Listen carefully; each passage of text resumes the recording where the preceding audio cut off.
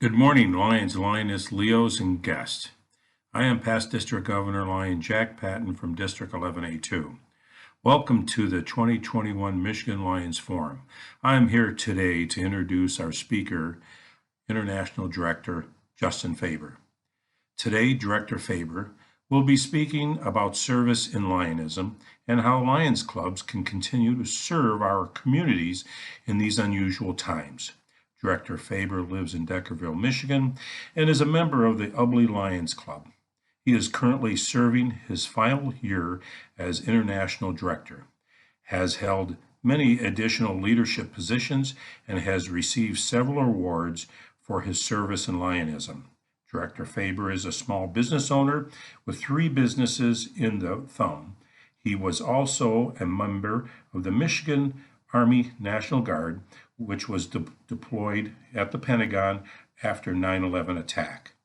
Director Faber is an honored graduate from Central Michigan University and earned his master's degree in December of 2019. He is also a member of other community organizations. It's my privilege to introduce Director Justin Faber. Good morning, friends, Leos, and Lions from around the world. What a great day to be a Lion, to be celebrating with you, and to showcasing our Michigan Lions Forum here. And it is such an awesome experience to be able to share our message with, again, people from around the world. And when I think about Lions, I always think about, we're just always up for a challenge. And sometimes those challenges that we face, arguably, are many times life-altering, whether it be by a tornado in Kansas, an earthquake in California, a tsunami in Sri Lanka. Lions answer the call. But one may ask, why are Lions so successful? How do they always persevere in the times of need? While you and I may argue about the tidbits of how we do that and the mechanics, but many of us just agree that we're just everyday citizens answering the call of our fellow woman and mankind. But when we speak of membership, oftentimes we hear, what is the benefit of joining a club, paying dues, attending meetings? You want my time. I would argue our association offers an infrastructure that is second to none. They give us the tools to complete tasks that allow us to go above and beyond what any one of us can do single-handedly. But it takes a special person to be a member of the Lions Club. I'm very fortunate to be amongst many leaders like yourself, and of course, our international president, your international president, my international president, Jung-Yul Choi. You and I are serving in unprecedented times. And of course, our board, our president is in its second year of service. And I'm thankful for his leadership as well as each of yours. At the beginning of this Lions year, our president had this message to share with each of us.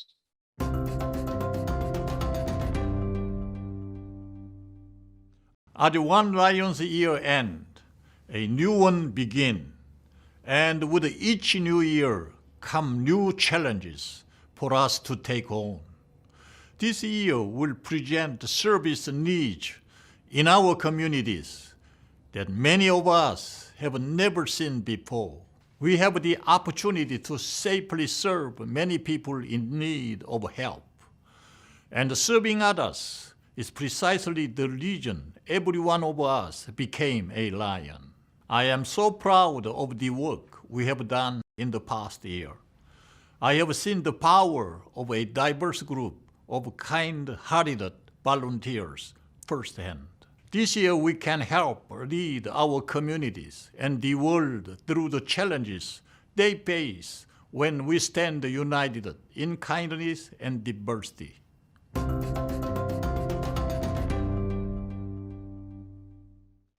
I think President Choi hits the nail right on the head. He talks about how we all joined our organization, and his message is second to none in kindness and diversity and with our service to the others. But I think back to the early days, I think when we speak about our founder, Melvin Jones, and how he just had the foresight, and to think how over 100 years now we have been carrying on his legacy and the legacy of all those Lions that started this organization. But I think back, how did they know what type of service we were going to do? How did they know who would be a member? I think the issues that they were facing back in 1917 were difficult. We were in the middle to get started to World War I. You had the industrialization age that brought many, many challenges. But again, who is to be the members of this new association? What type of members did we need? Let's take a second now to listen to Melvin Jones of his opinion, who would be our members. Established in part to help its members grow their businesses. However, Jones had a different goal in mind. I am finding out that you do not get very far until you start doing things for others. And I am beginning to believe that I can help some of the clubs, like the Circle, to have feelings in their hearts. Jones's words struck a chord with his club, and the Circle gave Jones permission to invite similar groups across the country to a meeting to discuss forming a new kind of club. Melvin talked about it. Service to others, feelings from your heart, the epitome of service to one another. And we talk about our membership. Does everyone have a heart, the heart of a lion? And right after we started in 1918, we were doing great things already, less than a year, improving waterways, building medical clinics, starting public libraries, helping with youth projects, and of course, helping us. We're still answering the call. But what do we do when our world has been turned upside down? How do we move forward? Do we just merely give up? Do we say, our time has just come to pass? I would argue each one of us here today has faced difficult times in each of our lives. And just like when you're raising a family, sometimes you hit a hurdle. Do we just give up on them? Lions, they are our family too. And we are bound together by the acts of service. Therefore, we cannot give up. We need to find new ways to serve, try new things, look beyond the horizon. And the backbone of our organization is our clubs. Not meeting, whether virtually or in person, how do we move forward? How do we plan things? We are now a year into this pandemic, and each one of us can say 1,000,001 excuses of why we can't meet. There is no internet service, no one will attend. Our members, they're just too darn old to learn how to do this. I've used some of those excuses. I'm sure some of you have. But let's go back to pre-pandemic and talk about meetings at that time and getting new membership. It seems like we had a lot of excuses back then too. It's too far of a drive. Our members, they don't want to drive at night. People, they're just too busy to spend their time in our clubs. I can remember in a day and age when not too long ago when we sat and talked about how email was going to take over snail mail. Great discussions. People arguably had many talks about how that was just not what's best. But look at us now just a few days later. My great uncle Bob used to have a saying that I think was pretty fitting. An excuse will serve the purpose. I believe new situations create new opportunities. My club, the Elderly Lions Club, is no different than yours. It's a group of 34 misfits just trying to do good work in our community. And a few weeks ago during the snowpocalypse, we had a scheduled meeting.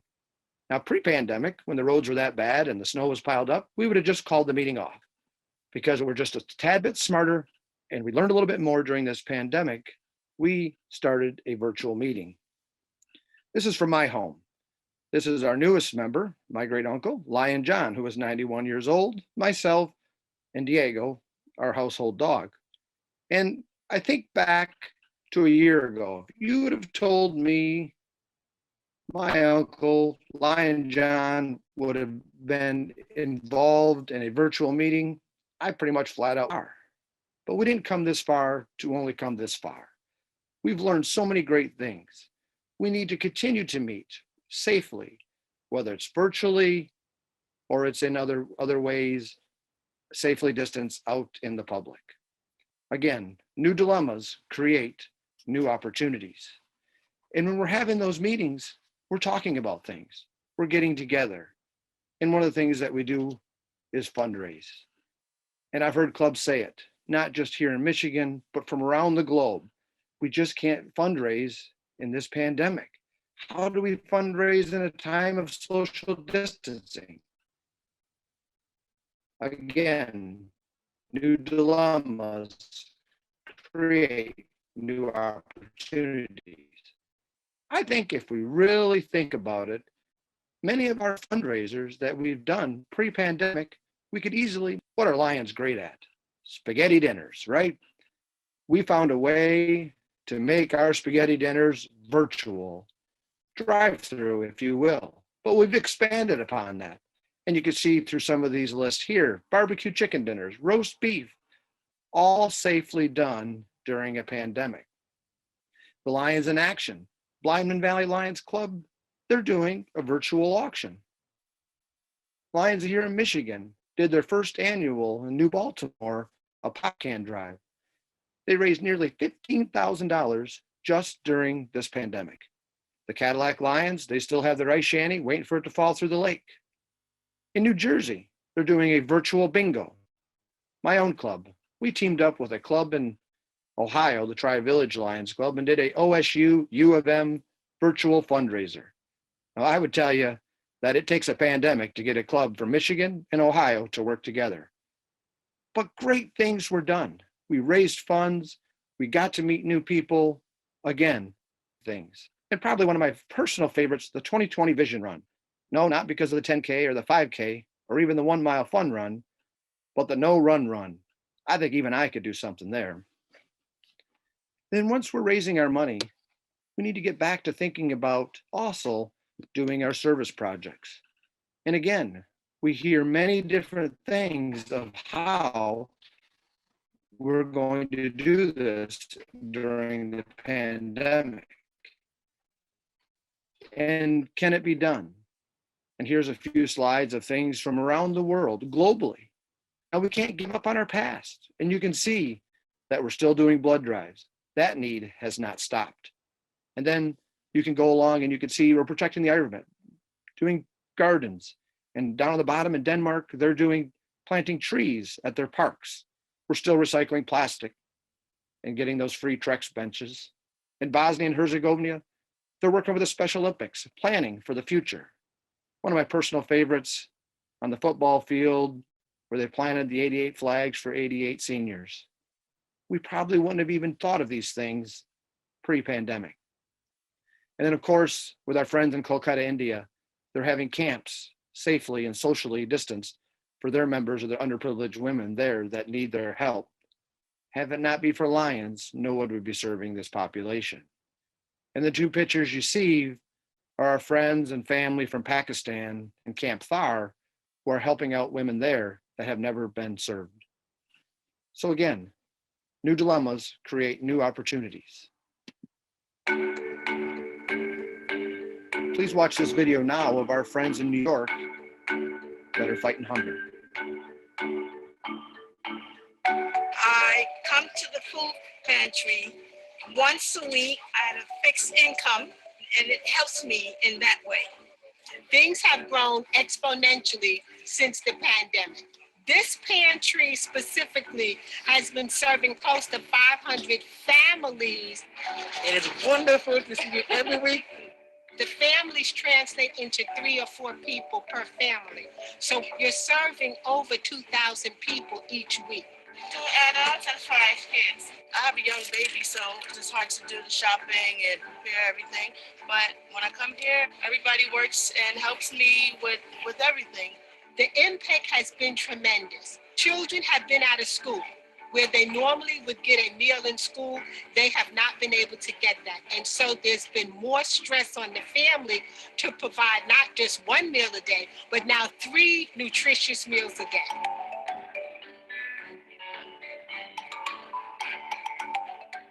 Partnerships always increase the quality and the quantity of the services that you can provide. And the Lions Club is a service-oriented organization. They bring to the table the resources and the knowledge of serving the community. We supply the food, they supply the services, and we were able to feed the community as a whole. The Lions are wonderful, kind, understanding, they're friendly, and I think they're a great organization. We are grateful for what they do each week and all the time and effort they put in. appreciate serving you as much as we can. We do as much as we can because we know everybody needs.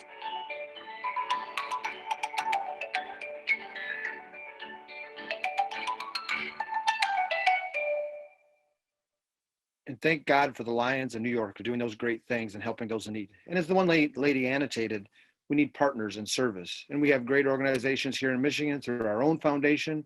And we also have the Lions Club International Foundation.